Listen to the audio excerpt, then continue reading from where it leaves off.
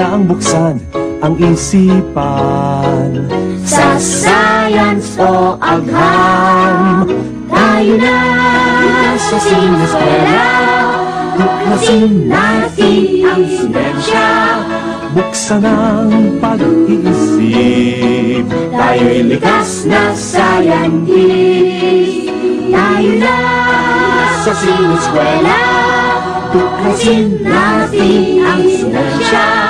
Kinabukasan ng ating bayan, siguradong makakamtan. Ang isang computer ay isang pangkalahatang paggamit na kasangkapan na maaaring i-program upang magsagawa ng may hangganang hanay na mga operasyong aritmetiko o lohikal. Dahil ang sunod-sunod na mga operasyon ay maaaring mabago, ang computer ay makalulutas na higit sa isang uri ng problema. Sa pagkakaimbento, ang isang computer ay binubuo ng hindi bababa sa isang elementong nagpoproseso na tipikal. Ang CPU ay isang anyong memorya na naglalaman ng dalawang tipikal na mga bahagi na arithmetic logic unit na nagsasagawa ng mga operasyong aritmetiko at lohikal at control unit na kumukuha ng mga instruksyon sa memorya at nagsasalin at nagsasagawa ng mga ito na tumatawag sa arithmetic logic unit kung kinakailangan. Ano nga ba ang kasaysayan ng computer? Saan nga ba ito nagsimula? Nagsimula ang kasaysayan ng computer sa abacus. Ang abacus ay naging isang maagang lunas para sa matematika sa pagko-compute na nagsisilbing calculator sa unang panahon.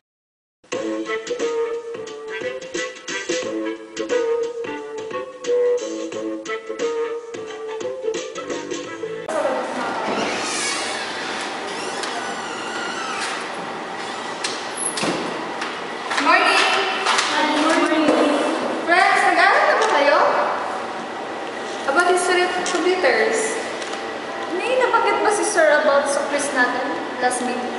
Oo, meron. Long quiz pa nga. Talaga? Ano nga ba yung first generation ng computer? Ang unang henerasyon, 1942, Atana Software Computer. Ang Atana Software Computer or ABC ay ang unang electronic computer. Ito ay binuo ng pisika at matematika na profesor na si John Atanasoff at ang kanyang mga nagtapos na estudyante na si Clifford Perry. Ang computer na ito ay ginamit ang binary system na natagpuan sa modernong mga computer at ang mga pamamaraan para sa pag-imbak ng data ay lubos na katulad ng mga modernong computer. Gayunpaman, noong 1942, si Atanasoff ay hinikayat ng Naval Laboratory upang makatulong sa digmaan. 1941, Z3. Ang isang Aleman na pinangalang Konrad Zuse ang umimbento ng Z3. Ang Z3 ay isang computer na ginamit sa pagdisenyo ng eroplano at missiles.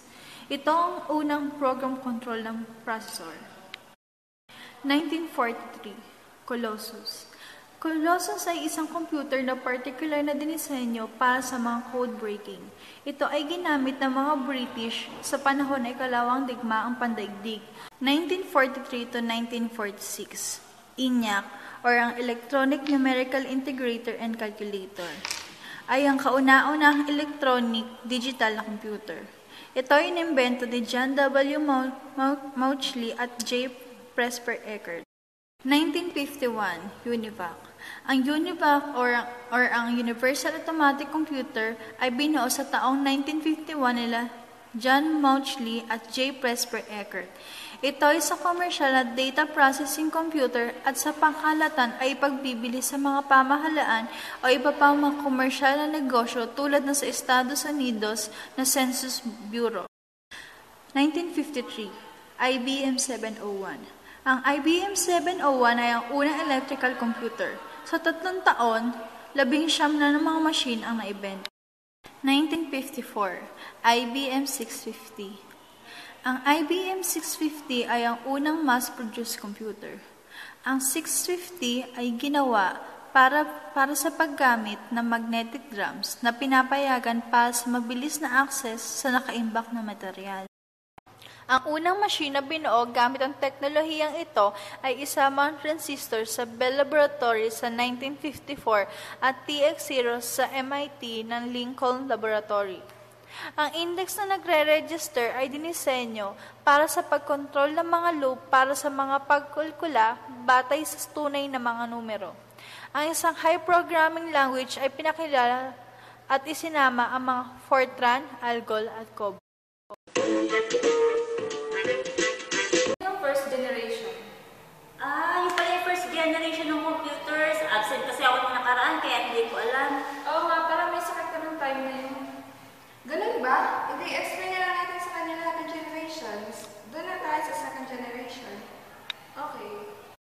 Sa ikalawang henerasyon, nabuo ang Integrated Circuits or ICS na binuo ni Jack Kilby at Robert Noyce. Ang unang ICS ay batay sa small-scale integration circuits na kung saan ay nagkaroon ng 10 mga aparato sa bawat circuit o chip.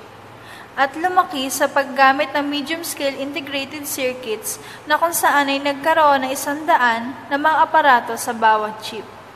Ang resulta nito, ang mga computer ay paliit ng paliit at palakas ng palakas. Noong 1964, si Seymour Cray ay nagbuo ng CDC 6600 na kung saan ay gagamitin sa parallelism.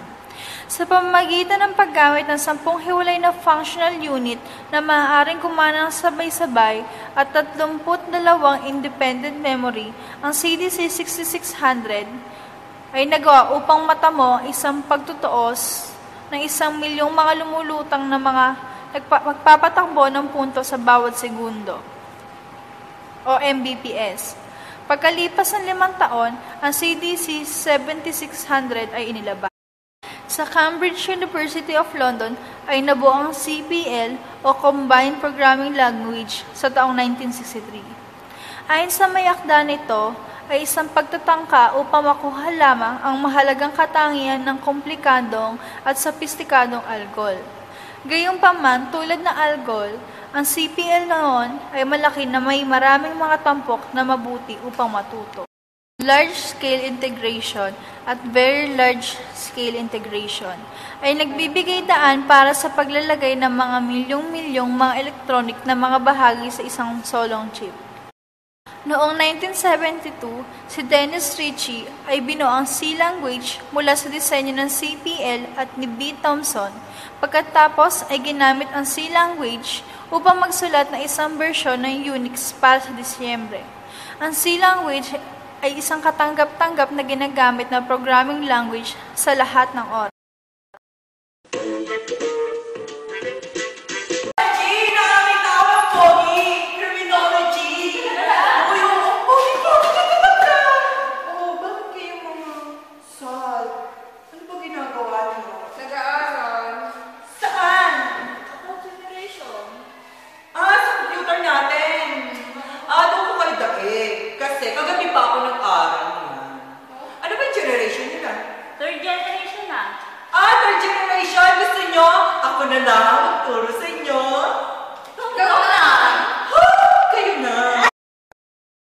Ang ikatlong henerasyon. Ang IBM ay nagtrabaho kasama ng Microsoft sa panahon ng 1980s. Nagsimulang tawagin na PC or personal computer. Ang IBM PC ay pinakilala noong Oktubre 1981 at ito ay nagtrabaho sa operating system na tinatawag na Microsoft Disk Operating System or MS-DOS 1.0.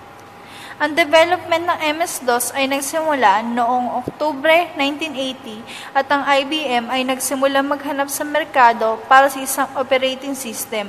At pagkatapos ay minungkahi ng PC IBM at ang pangunahing taga-ambag ay sina Bill Gates, Paul Allen at Tim Patterson. Sa henerasyon na ito, dinala tungkol sa pagpapakilala ng machine na may daan-daang mga processors na maaaring lahat ay nagtatrabaho sa iba't ibang bahagi ng isang solong program. Ang scale integration sa semiconductor ay nagpatuloy sa isang mahusay na bilis noong 1990. Ito ay posible na bumuo ng chips na may milyong mga bahagi at semiconductor. Ang mga memory ay naging standard na sa lahat ng mga computer. Workstation technology. Patuloy na napabuti na may mga design processor ngayon ay gumagamit ng isang kombinasyon ng RISC, pipelining, at parallel processing. Wide area network, network bandwidth, at bilis na operasyon at networking, mga kakayahan na tinatago ang pagbuo. Personal lamang computer or PC, na ngayon ay nagpapatakbo na may gigabyte per seconds processors, multi-gigabyte disk, daan-daang mga MB ng RAM, colored printer at iba pa.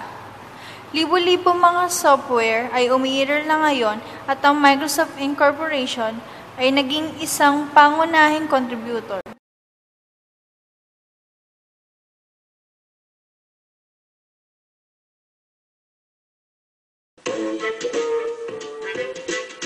Ano girl? Gets nyo na ba? Gets na! Gets nyo na ba pala? Ay!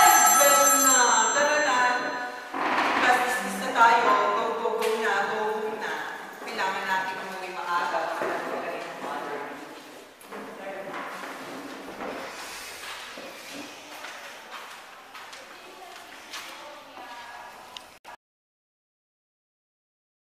Habang lumilipas ang panahon, maraming pagbabago mangyayari sa computer.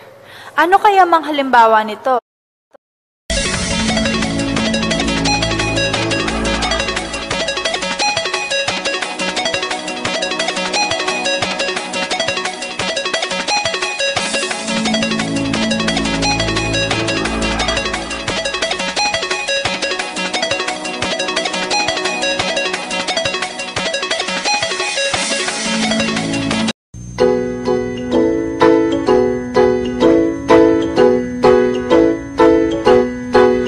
Bawat bata may tanong, Ba't ganito?